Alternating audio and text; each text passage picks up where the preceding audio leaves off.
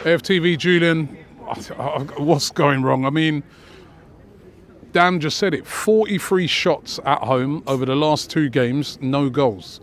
Is that in a nutshell? We just can't score, or we're just not scoring at the moment?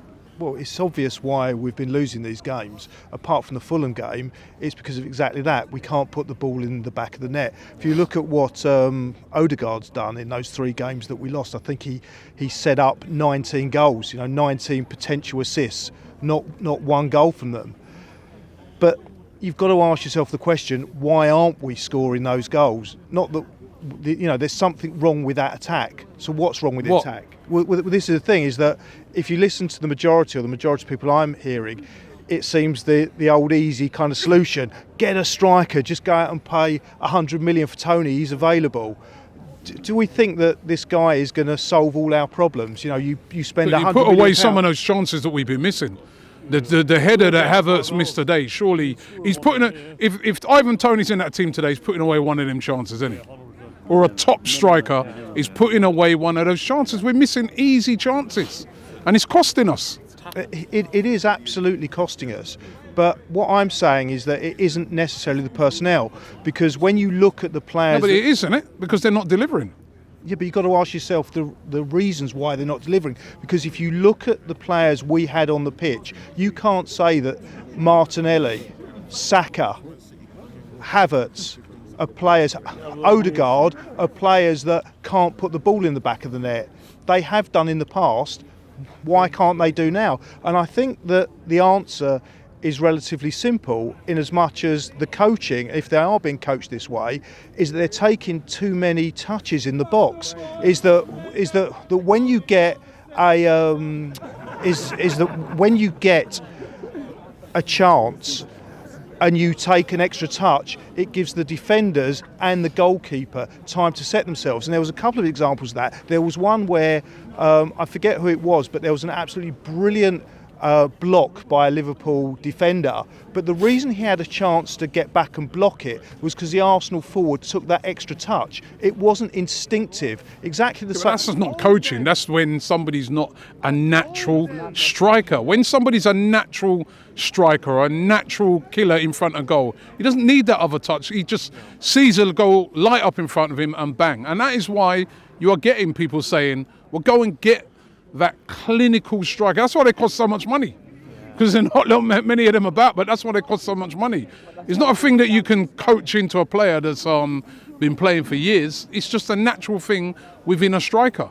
Well, that's where we're going to have to agree to disagree, because for me, if you coach in a certain way, all these players, when they reach the level to be able to play in the first 11 or even the squad for Arsenal, they are natural footballers. They have an ability far in excess of the vast majority of people. Then why are we not scoring then? Why is it 43 shots, no goals?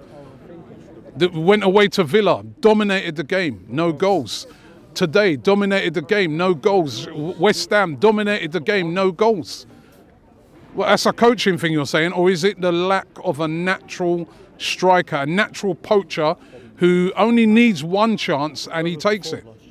So what I'm saying is that they have the ability, and it is probably the coaching, the way they're told to play, that if you look at that first chance, and the first thing I'd say is Ramsdale's assist, and it should have been an assist right at the beginning. That ball through to Reece Nelson was tremendous. We opened them up. A lot of the problems that we've seen tactically and from a performance perspective from Arsenal they got over those today. It was fast.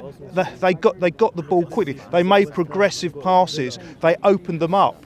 And then what happened when he opened them up? One ball over the top opened them up, and he was clean through. And what did he do? Instead of, when the ball presented itself, he had the chance to lob the keeper. It bounced. It bounced in such a way, all he had to do was one touch over the keeper. But what did he do? He overcomplicated it, and he tried to walk it round, and the chance was lost. So what I'm saying is that all these players that I can see have the natural ability for 2 reasons. Number one, they've reached that level of success of their playing for Arsenal, and they've all done it in the past. We've seen every one of those players in the past instinctively score goals. And you call it instinctive, but it could be because that's how they're coached. It becomes second nature. Somewhere along the line, they're overcomplicated in their minds. And for me, the only way that could be is because that's how they're training. You play as you train. Right. You worried? I mean, that's 3 defeats on the bounce. Are you worried that this season we could end up empty-handed this season? The way we're going? Yeah, I mean, you ask, could we? We're not favourites to win the Premier League, and we're not favourites to win the Champions League. So in that respect, of course, I'm worried that we could end up with nothing, because the probability is that we will end up with nothing. However, this is where it gets positive, is that, again, the majority of the issues we've seen over the last few weeks, to me, Arteta managed to get over. And what gave me confidence is every single point up to the point of putting the ball in the back of the net, I was happy with. And I think if they can perform at that level, and I think there was an article in the on the Arsenal website, and it was something to do with you don't need a microscope, you need a telescope. You need a striker, that's what we need. Yes. Yeah. I mean, they have strikers, it's just a small detail of getting the ball in the net quickly by just taking the shot quickly and not letting the defenders and not letting the goalkeeper. You don't think we need to buy no one, just stick with what we got? It's not a case of, if this was fantasy football and you have all the money in the world, then of course you go and buy Osimhen, you go out and buy Tony, you go and buy Ronaldo and whoever you want.